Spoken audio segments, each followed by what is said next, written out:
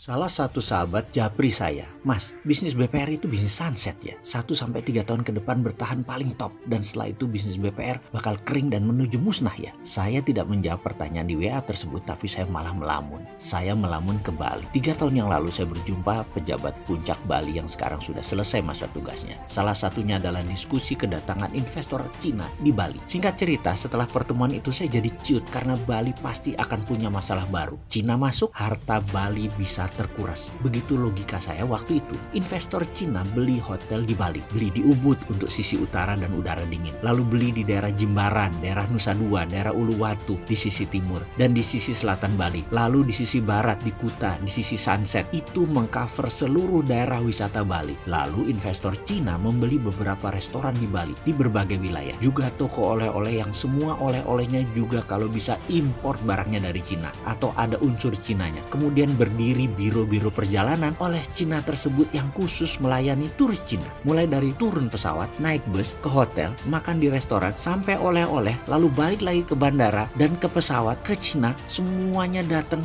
dari poin-poinnya adalah milik mereka sendiri, milik Cina. Mereka membayar pakai Alipay. Jadi sebenarnya duit tidak beredar keluar dari Cina. Hanya buat OPEX, Operation Expenditure di Bali saja uangnya keluar. Bayar gaji karyawan dan membeli bahan supplier hotel dan restoran saja. Tidak lebih 20% dari nilai turis tadi spending. Sisanya balik ke Cina lagi. Pintar ya Cina? Atau kita yang geblek? Kita perdalam khususnya Alipay yang muter balik uang ke Cina Tiongkok semuanya. Bagi Cina, Alipay adalah cara untuk uang tetap beredar di Cina. Walaupun warganya keluar dari Cina. Dan bagi pengusaha Cina, penting untuk membuat ekosistem uang Cina beredar tadi. Beli aset dari hulu ke hilir. Jadi Indonesia yang dipakai itu hanya kedapatan 20%. Indonesia dapat apa lagi? Ya dapat tai sama kencingnya orang Cina Tiongkok tadi. Dah itu doang. Alipay sekali lagi adalah alat bayar digital dan ini merupakan future transaction yang sudah hadir saat ini yang dipakai Cina sebagai kekuatan ekonominya. Alipay hadir bukan dari lembaga keuangan seperti bank atau BPR. Alipay lahir dari platform Alibaba, platform Niaga. GoPay juga bukan dari lembaga keuangan. GoPay lahir dari bisnis transportasi. T-Cash lahir dari Telkomsel, bukan lembaga keuangan. Jadi lembaga keuangan perbankan merupakan sunset industri. Kejam ya dunia